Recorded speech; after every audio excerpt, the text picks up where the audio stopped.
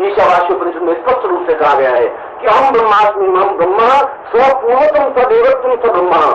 मैं अपने जीवन में मानव को ऊंचा उठा करके देवता बनूं और देवता से भी अपने जीवन को ऊंचा उठा करके ब्रह्ममय बन जाऊं। और ऐसा ब्रह्ममय बनने के लिए अपने आप को देवता में स्वरूप में स्थापित करना होगा। और देवता में स्वरूप को स्थापित करने की क्रिया केवल सिद्धाश्रम प्राप्ति के माध्यम से ही संभव है, क्योंकि वहां पर जिन्होंने भी, जिन ऋषियों मुनियों ने भी इस साकार कल्पना की, जिन्होंने अपने मुंह से वेदों की ऋचाओं का उद्घोष किया, हम वापिस उनके चरणों में बैठ करके उन मुखों से ही वापिस ऋग्वेद के घोष को सुन सकते हैं, वापिस यजुर्वेद के मंत्रों को सुन सकते हैं। और जो हमने गीता, श्रीमद् भगवद गीता के बारे में सुना कि भगवान कृष्ण ने अर्जुन को संदेश देने के लिए पूर्ण गीता का एक उच्चारण किया, हम वापिस उसी कृष्ण के पास बैठ करके, उस शरीर चिंतन के पास बैठ करके उनके मुंह से वापिस उस श्रीमद् गीता का पूर्ण चिंतन सुन सकते हैं, उन श्लोकों को सुन सकते हैं, उन मंत्रों को सुन सकते हैं। इससे बड़ा जीवन का सौभाग्य क्या प्राप्त हो सकता है। सिद्धाश्रम एक ऐसा विशाल आश्रम है जो मानसरोवर के भी आगे कैलाश पर्वत के और विंध्य पर्वत के बीच में आया हुआ इतना विस्तार भूखंड है, जहां का कोई और छोर नहीं है, जहां का एक सिरे से चलने के बाद में उसका अंत नहीं आता, जहां सिद्ध योगा झील अपने आप में बहती रहती है और मील भर गहराई होने पर भी इतना स्वच्छ निर्मल जल है कि यदि हम ऊपर से सिक्का डाल दें तो तलैटे में पड़े हुए सिक्के के अक्षर को भी हम बखूबी पढ़ सकते हैं। इतना स्वच्छ जल केवल उस सिद्ध योगा झील में ही दिखाई दे सकता है। और सिद्ध योगा झील के बारे में बृहद उपनिषद में एक अत्यंत सुंदर चिंतन कहा गया है। यहाँ पर मैंने सिद्धाश्रम के बारे में कुछ तथ्य, कुछ चिंतन आपके सामने रखे। और प्रश्न ये उठता है कि अन्य उपनिषदों में और पुराणों में, हमारे धार्मिक ग्रंथों में और हमारे कर्मकांड के ग्रंथों में तो 4 पुरुषार्थों की संज्ञा दी गई है, धर्म, अर्थ, काम और मोक्ष। धर्म धारयति सधर्म, जो हम जीवन में धारण करते हैं वह धर्म है।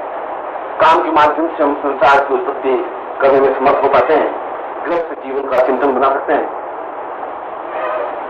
अर्थ के माध्यम से हम जीवन में आनंद, जीवन में सुख और सौभाग्य प्राप्त कर सकते हैं। मगर जो कुछ मोक्ष के बारे में कहा गया है, मोक्ष का तात्पर्य क्या है? क्या मृत्यु प्राप्त हो जाना मोक्ष है? क्या इस देह को समाप्त कर जाने की क्रिया को मोक्ष कहते हैं, या स्वर्ग में चले जाने को मोक्ष कहते हैं? मैं सोचता हूं कि जितने भी विचारक और विद्वान हुए हैं उन्होंने मोक्ष की अलग अलग रूपों में परिभाषा की है, मगर सही रूप में नारद उपनिषद में इसकी एक अत्यंत ही सुंदर ढंग से एक विवेचन किया गया है।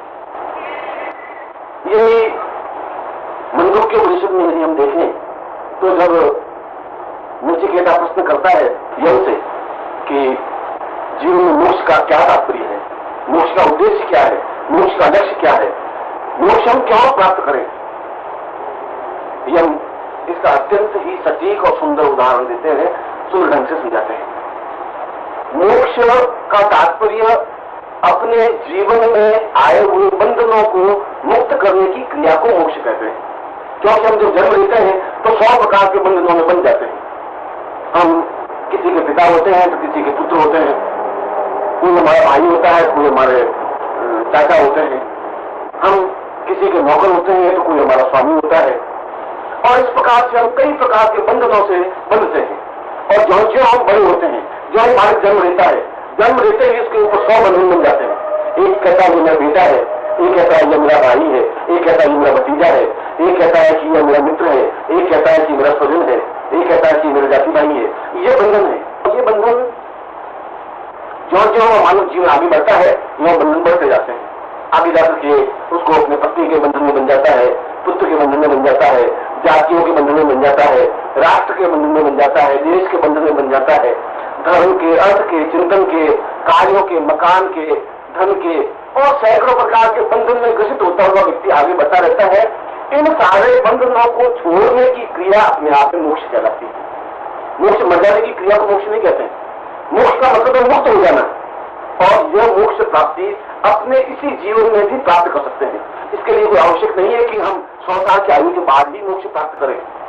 जब प्रहलाद केवल 5 साल का था तभी उसने मोक्ष प्राप्त कर लिया था, मगर वशिष्ठ ने तो कई 100 वर्षों के बाद मोक्ष प्राप्त कर सके।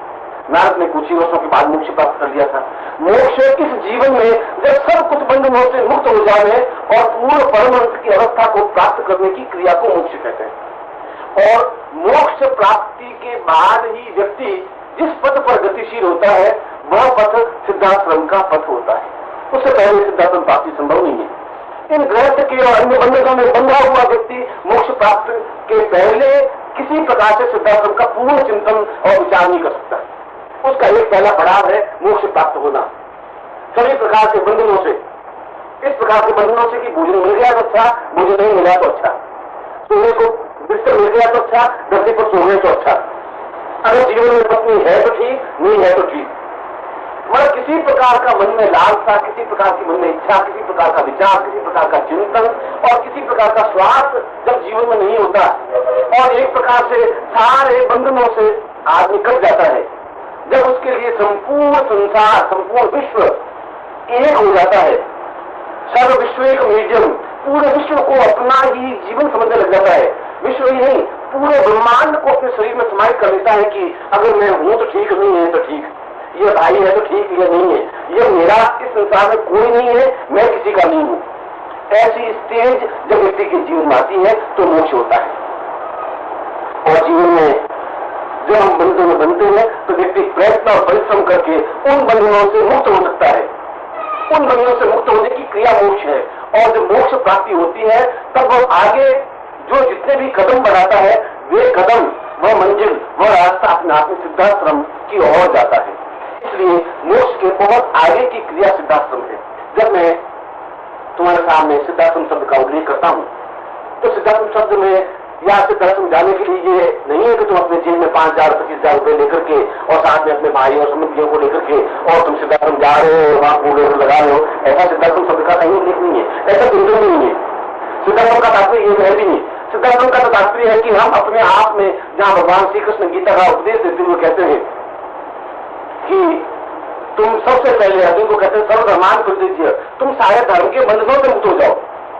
तुम न हिंदू हो, न मुसलमान हो, न ईसाई हो, न सिख हो, न कुछ भी नहीं हो, और केवल एक ही जगह चिंतन करो, मामेकम, एक जगह चिंतन करो, अहम ताम सर्वपापी भी हो। तुम्हारे जितने पाप हैं, ये भाइयों के, संबंधियों के, धन के, ये तुम्हारे झूठ, छल और कपट के, इनको मैं दूर करता हुआ मैं तुम्हें मोक्ष प्राप्ति की ओर अग्रसर करता हूँ। और जब तुम मोक्ष प्राप्ति की ओर अग्रसर हो जाओगे फिर तुम्हें ये भीष्म गुरु नहीं दिखाई देंगे, फिर तुम्हें सामने बैठे हुए भाई दिखाई नहीं देंगे, फिर तुम्हारे विजय प्राप्त करना है। इसलिए स्वार्थ और भौर और बंधन तुम्हारे बीच में नहीं आएंगे। इसलिए भगवान कृष्ण ने मोक्ष शब्द का प्रयोग अर्जुन को इसलिए किया कि तुम्हें एक बार इन सब चीजों से कट जाना है, अलग हट जाना है, अपने आप को एक समष्टि के रूप में खड़ा कर देना है। जब तुम समष्टि के रूप में खड़े कर दोगे तब तुम आगे उस सही चिंतन को कर सकोगे। यह अपने आप में एक महत्वपूर्ण संदेश था। और इसके आगे के लिए गीता में स्पष्ट रूप से कहा गया है कि अर्जुन केवल इन सबको समाप्त करने और राज्य प्राप्त करने की क्रिया का ही तुम्हारे जीवन का अंत नहीं है।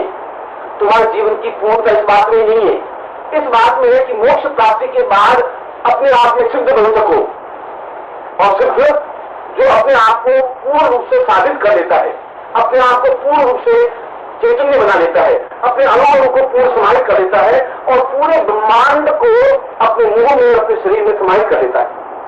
वह ब्रह्मांड को देखने के लिए बाहर देखने की जरूरत नहीं है, वह अंदर चला जाता है।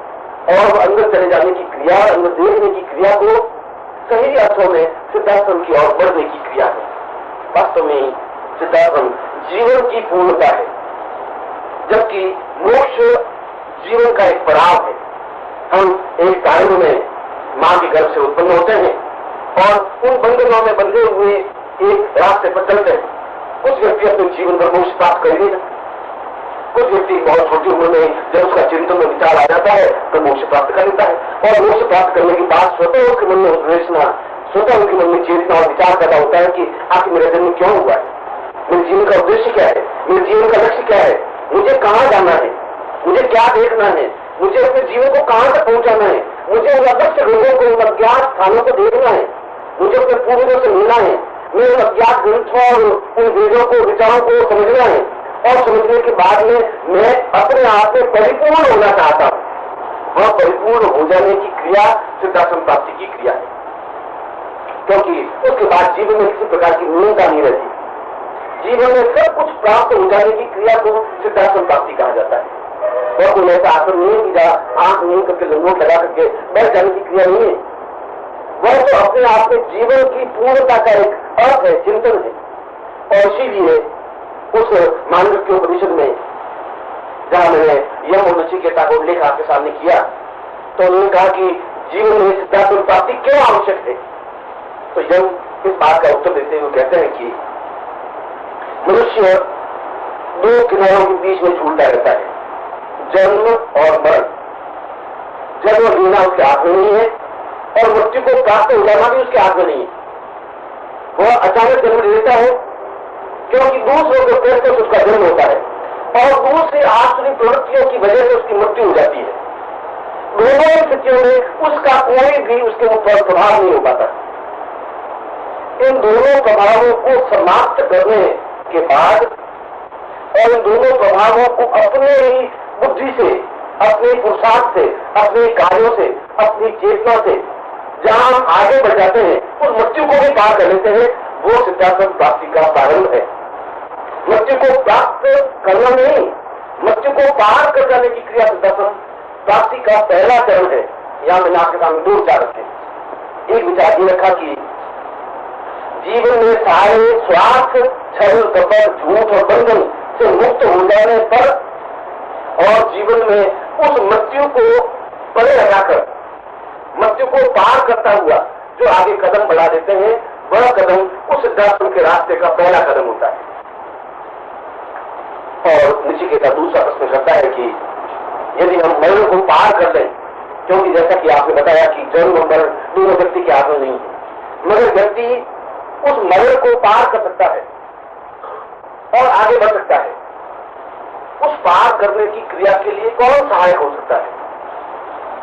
और यहां पर जन स्पष्ट रूप से उल्लेख करते हैं, देवत्व ब्रह्मा स चैतन्य पूर्वतम सदेवत्व सगुरु सतम मरण प्राप्ति सिद्धाश्रमोयम स्वपूर्णतम प्राप्ति। नचिकेता, जीवन में उस पूर्णता को प्राप्त करने के लिए मृत्यु को पैर की ठोकर से तुम्हें आगे बढ़ाना होगा। मृत्यु अपने आप में भयभीत हो जाने की क्रिया नहीं है। मृत्यु तो जीवन का एक संज्ञान है, एक आनंद है, एक देखने की क्रिया है। उस सारे लोग संसार के बंधनों में होते हैं तो मृत्यु से भयभीत होते हैं, घबराते हैं, मौत का नाम सुनकर के सफरा में लग जाते हैं और उस मौत से बचने के लिए दवाइयां लेते हैं, औषधियां लेते हैं, रसायन लेते हैं, सैकड़ों प्रकार के उपाय करते हैं, चारों तरफ से घर की खिड़कियों को बंद करके अंदर घुस करके बैठ जाते हैं, अपने पास बंधुओं को ताले प्रकार समूचे रखते हैं और सब कुछ अपने आप को सुरक्षा के घेरे में आबद्ध करने के बावजूद भी वह मौत से बच नहीं पाते, क्योंकि उसके सारे प्रयत्न अपने आप में व्यर्थ हैं। वह केवल एक ही चैतन्य पुंज है जिसको गुरु कहा गया है, वही सही रास्ता बता सकता है कि मौत से भयभीत होने की जरूरत नहीं है। उस मौत के लिए अपनी सुरक्षा के लिए बंदूक को भाले और तलवार तमंचे रखने की जरूरत नहीं है। उस मौत से बचने के लिए उस घर की खिड़कियों को, चारों दीवारों को बंद करने की जरूरत नहीं है। उस मौत से बचने में, मौत को पार करने के लिए, मौत को ठोकर मारने के लिए और ठोकर मार करके आगे बढ़ जाने की जो क्रिया है वह अपने आप में साधनात्मक क्रिया है, उसको साधना कहा गया है। शरीर में साधयति, शरीर को साध करके जो ठोकर मारने का चिंतन रख सकता है, जो ठोकर को पूरे ब्रह्मांड को रख सकता है। हमारे यहाँ पर एक देवता का चिंतन किया गया है जो पूरी पृथ्वी को अपनी ठोकर में रखता है। ठीक वैसी उत्पत्ति की पूरे संसार का सुख और वैभव मेरी ठोकर पर है और पूरे संसार के बंधन भी मेरे ठोकर पर है। और जिस प्रकार हम गेंद को ठोकर मार कर परे धकेल सकते हैं, ठीक उसी प्रकार से जो इन बंधनों से मुक्त हो जाता है, ऐसा व्यक्ति उस मरण को भी, उस मृत्यु को भी ठोकर मार करके आगे धकेल सकता है। और जहां मृत्यु को आगे धकेल देता है उसके आगे उसका पूरा जीवन अनंत जीवन है, जहां आगे मृत्यु का कोई पड़ाव है ही नहीं। मृत्यु उसको छू नहीं सकती, क्योंकि मृत्यु को तो पहले ठोकर मार चुका है। ऐसी मृत्यु को ठोकर मारने की क्रिया को और जीवन में पूर्णता प्राप्त करने की क्रिया को साधना कहा गया है, जिसको सिद्धाश्रम साधना कहते हैं। Ishavasyopanishad clearly states, Aham Brahmasmi. May I spiritually elevate my life and reach the state of God. May I elevate my life even above the greatness of the gods. To reach the state of Brahmatva, we shall first have to achieve the greatness of gods. And this greatness can be achieved only by reaching Siddhashram, because there we can sit in the feet of those sages who have first chanted the hymns of the Vedas, and we can listen to them chanting the mantras of Rigveda and Yajurveda. You may have heard or read that Gita is a discourse which Lord Krishna gave to Arjuna. We can sit before Krishna and listen to the whole philosophy of Srimad Bhagavad Gita from his own mouth. Can there be any fortune greater than this? Siddhashram is a large hermitage which is a place beyond Manasarovar near Mount Kailash, which seems to be endless. The Siddha Yoga lake remains ever filled with holy water. The water is so clean and pure that if a coin is dropped into it, then we can even read the inscriptions on the coin lying in the lake's bottom, at least a mile deep. The Upanishads and Puranas have elucidated only 4 achievements of life: Dharma, that is religion; Artha, that is wealth; Kama, that is pleasures; and Moksha, that is salvation. Dharayati sadharmaha, that is, which is adopted in life is dharma or religion. Through Kama, we are able to reproduce, and this is the basis of a family life. Through Artha, we are able to achieve all comforts and pleasures of life. But what is Moksha? Is death salvation? Is the destruction of the physical form salvation? Or is going to heaven salvation? I think all the philosophers and scholars have defined salvation in different ways, but it has been defined very beautifully in Narad Upanishad. In Mandokya Upanishad, Nachiketa asks Yama, what does salvation mean? What is its utility? What is its aim? Why should we attain salvation? Yama explains all this with very good examples. Moksha or salvation means freeing oneself from all the attachments in life. As soon as all humans are born, they become ensnared in hundreds of attachments. We may be the father of someone and the son of someone else. Someone is our brother, someone is our uncle. We may be someone's servant and someone's master. Thus, all these attachments or relations, as we call them, tie down our lives from the very moment we take birth. One says, he is my son. The other says, he is my brother. One says, he is my nephew. The other says, he is my friend. One says, he is my neighbor. The other says, he belongs to my caste. All these are shackles. As we go on in life, these attachments go on increasing. As man progresses in life, he becomes tied up with his wife, children, the society, the nation. He becomes enmeshed in the snares of religion, wealth, philosophy, work, and several other material attachments. Breaking all these fetters is called moksha. Salvation does not mean death. It means attaining freedom from all bondages. Hence, we can attain salvation even during our lives. It is not necessary that we can attain salvation only after the age of 100 years.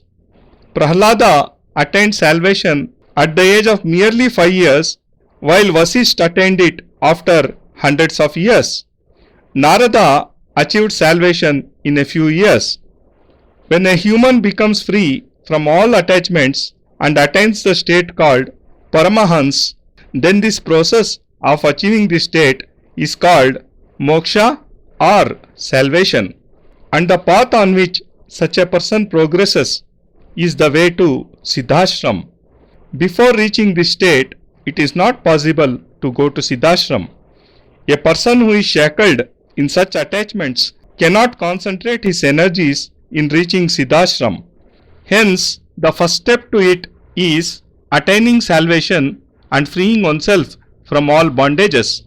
He should remain contented in all states, whether he gets food or not, whether he has to sleep on a bed or a floor, whether he is married or not.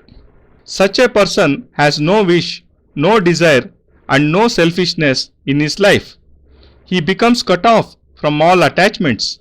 When the whole world seems uniform to him, then he is able to feel the presence of the whole world, of the entire universe in himself. When he realizes that no one belongs to him and he belongs to no one, then he attains salvation. And if we can become tied up with attachments in our lives, then if we try, we can even become free of them. This process of attaining freedom is salvation, and when a person achieves this state, then every step he takes forward brings him close to Siddhashram. Hence, reaching Siddhashram is a stage after attaining salvation. When I talk about reaching Siddhashram, it does not mean that you take 5 to 10,000 rupees and along with your relatives and friends reach Siddhashram and have a picnic. This is not a correct interpretation. Siddhashram means a place where Lord Krishna is present even today, giving a discourse on Gita, saying, first you have to become free from the shackles of all religions. You are neither a Hindu nor a Muslim, and nor are you a Christian or a Sikh. You are nothing. Just concentrate in me. I shall initiate you onto the path to salvation, having vanquished all your sins, all your vices like lies, deceit, jealousy, and having freed you of all attachments. When you shall attain salvation, you won't see anyone as your relative, friend, brother, or guru. Hence, if you want to win the war, then selfishness, religion, these attachments should not be obstacles in your way. Lord Krishna used the word moksha before Arjuna. He says, you have to detach yourself from all these things and have to stand up as a complete personality. And only when you do this shall you be able to progress on the right path. This was a sermon with deep significance, and after this, Krishna says, O Arjuna, just vanquishing all these shackles and winning a kingdom is not the real goal of your life. This is not the totality of your life.